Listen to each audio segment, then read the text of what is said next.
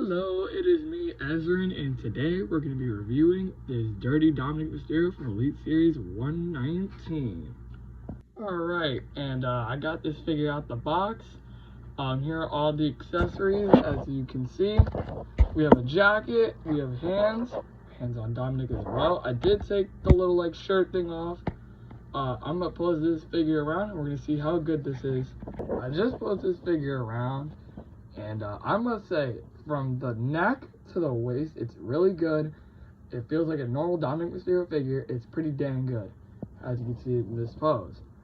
As he clotheslines the head off of Rey Mysterio. However, when it comes from the legs down, this is a problem, at least I've heard, from other figures. Let's see, hold on.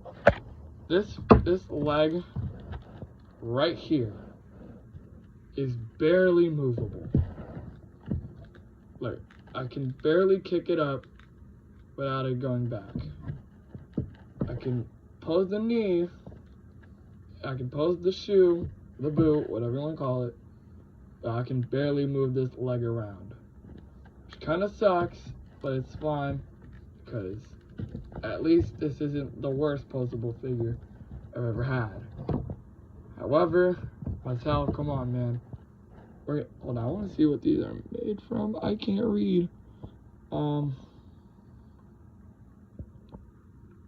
It's from Vietnam.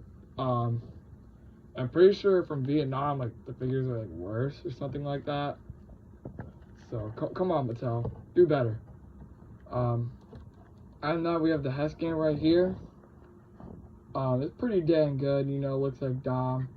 Has, like, the kind of beard here. Got the tattoos. You know, I'm pretty sure this was the gear when Rhea Ripley returned on that Raw where like Rey and Liv beat Rey and Zelina Vega, I think. It's a pretty good gear. Now I'm gonna compare this to some of my other Judgment Day figures. I have them all posed up next to each other. I do not have an updated Liv Morgan. I have an old one, but I don't really like that figure, and it doesn't really resemble the Judgment Day in any way, shape, or form. So I'm just going to leave it out of this one. However, you know, it stands next to all of them. I think JD should be a little bit shorter, or Dom just a little bit taller.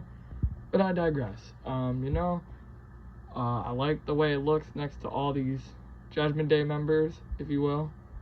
Yeah, I think this is pretty good when it comes to, like, look. Not really when it comes to height. I think he should be a tiny bit taller.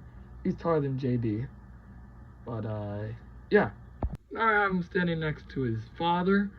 Like I said before, with the JD McDonough, I think he should be a little bit taller, because I don't think he should be this close. And in case you couldn't tell, yes, the Dom is like leaned over a little bit, because Jesus Christ, that one leg sucks. But here is him next to his father face to face. I have him with all the titles he's won in his career. I think the SmackDown title is upside down. Don't mind my stutters. But here he is next to all of his titles: the North American, Intercontinental, the one he's holding right now, and the one he might want to forget about, the SmackDown Tag Team Championships, the one that he won with his dad, that now he hates. The last part of the review before I sign off, here is him next to the other Elite and Ultimate Edition figures I have him. I have his Elite 105, but it's not with me currently. I think when it comes to gear, I think the new one is the best, and I think the 109, the one in the all black, is the worst. When it comes to posability, honestly, I think the 109 is the best, and the Ultimate is pretty good, but I don't think it measures to the Elite.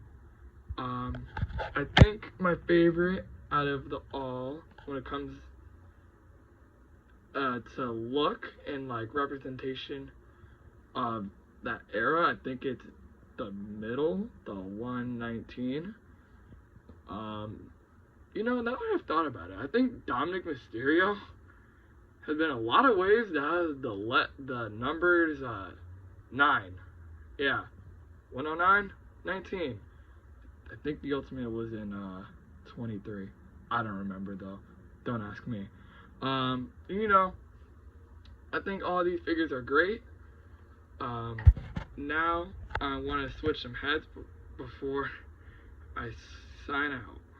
Please don't mind my stutters. I had swap with the Elite 109 and the new Elite 119. I do not know what's going on with my flashlight. Hold on, give me like 5 seconds now, y'all. Alright, we're back. Don't know how that happened. You know, I think the head slot is actually pretty dang good. Now I'm gonna move the Elite 109 with that ultimate back there. That's looking at him like he's about to take his dang head off, just like he did his father. Alright, I'll be honest. I just put this head scan on the ultimate, and I'll be honest. I think this made the ultimate look 100 times better. Jesus Christ. With the head scan, the gear, even though I like the 119 better, I still like this one too, but you know, it just makes this figure look 100 times better. Only if this figure posed better, I might like it more. You know, this is actually probably like one of the better fix-ups that I've seen with this head scan. Actually, I haven't really seen any, so I can't be saying that much about it. But you know, I think this is pretty good. And yeah, that was the last part of the review. Thank you for watching. If you watch, please like and subscribe, and I'll see you next time.